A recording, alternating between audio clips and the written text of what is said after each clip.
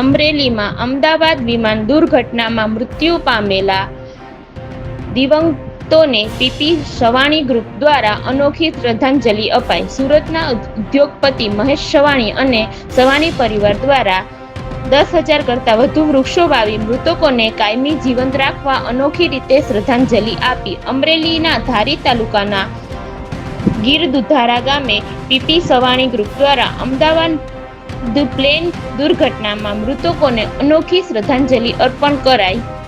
102 વીઘામાં 10,000 વૃક્ષોનું વાવેતર કરી તમામ વૃક્ષો પર મૃતકોના નામ લખી શ્રદ્ધાંજલિ આરોન કરાઈ. અમરેલી જિલ્લાના ધારી તાલુકાના ગીરદુધારા ગામે અમદાવાદ પ્લેન ક્રેશમાં મૃતકોને અનોખી શ્રદ્ધાંજલિ અર્પણ કરાઈ.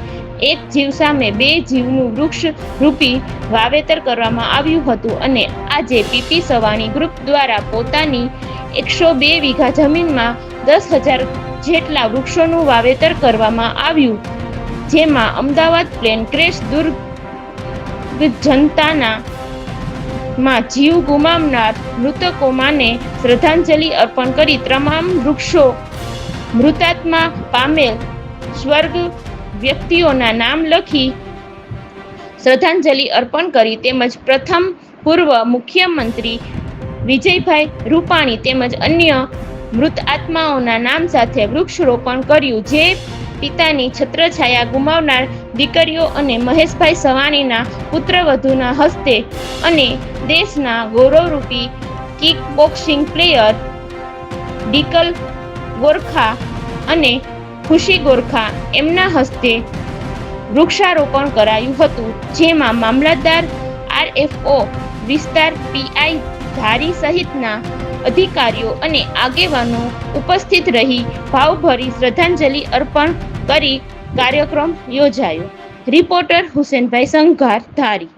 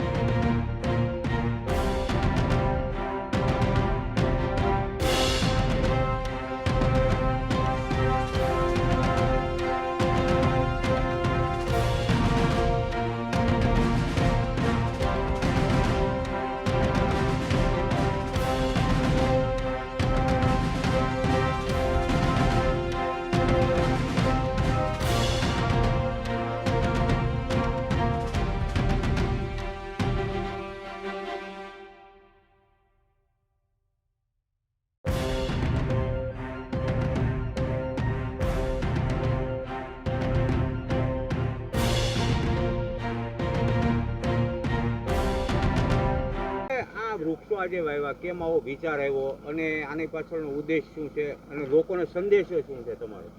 કોવિડના સમય પછી ઓક્સિજન માટેના જે વલખાઓ આખી દુનિયાએ માર્યા છે અને પર્યાવરણ બચાવોની જાગૃતિ ગુજરાત સરકાર